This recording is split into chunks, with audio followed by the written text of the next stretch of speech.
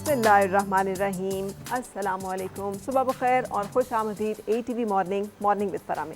इसी दुआ उम्मीद के साथ आप जहाँ कहीं हैं ज़िंदगी मज़े, सुकून और खैरियत के साथ गुजर रही हो।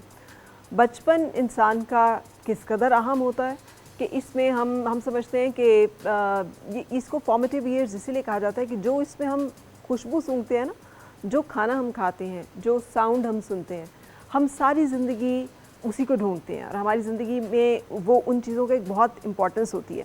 अब मैं आपको बताती हूँ कि ये साबित कैसे हुआ ना। एक बहुत बड़ा कॉफ़ी का ब्रांड है, हम सब उससे वाकिफ़ हैं, इंस्टेंट कॉफ़ी का ब्रांड। और सेकेंड वर्ल्ड वॉर के बाद वो चाहते थे कि जापान एक बहुत बड़ी मार्केट है, सो जापान की मार्केट में पेनिट्रेट किया जाए।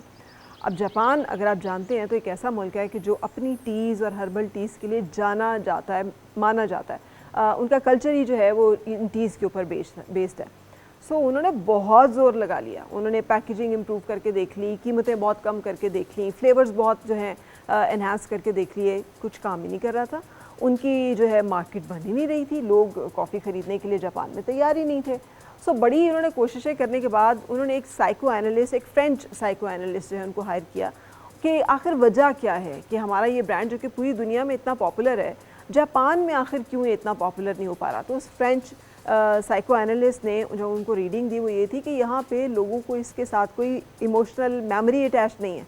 उनके घरों में इस फ्रेगरेंस का कोई उन्हें मेमोरी नहीं है कि ये खुशबू से मानूस नहीं है, वो ये जायके से मानूस नहीं है वो। सो आपको पहले इनको मानूस करना पड़ेगा। सो इंस्टेड ऑफ इन्वेस्टिंग कि आप बड़े उन लोगों को टारगेट करें कि जो कॉफ़ी ड्रिंकर्स हैं, आप बच्चों को टारगेट करना शुरू करें।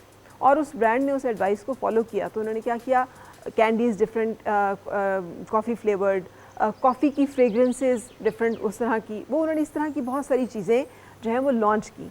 और फिर वही हुआ, जब 1980 की दिहाई तक आते आते जो नस्ल जो बच्चे थे और जिन्होंने कॉफ़ी फ्लेवर्ड कैंडीज़ खाई थी और आइसक्रीम्स खाई थी और इस तरह की चीज़ें जो हैं उन्होंने अपने बचपन में इस्तेमाल की थी, जब वो बड़े हुए तो उनको ये फ्लेवर उनकी ज़िंदगी का हिस्सा था।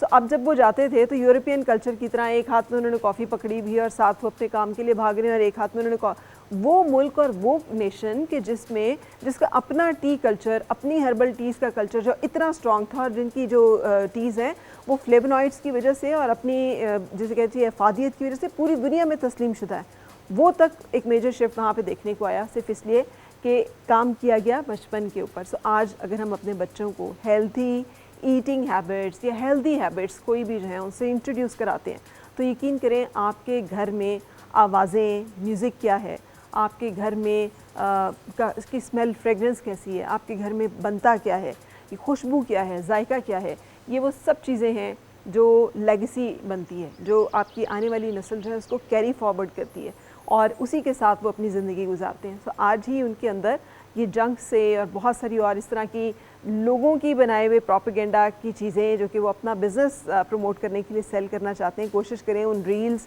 उन तमाम चीज़ों से डिस्कनेक्ट करके उनको उन चीज़ों के साथ जोड़ें जो ज़िंदगी में उनके काम आएंगी। और इसे एक थॉट के साथ let's start today's show after this break.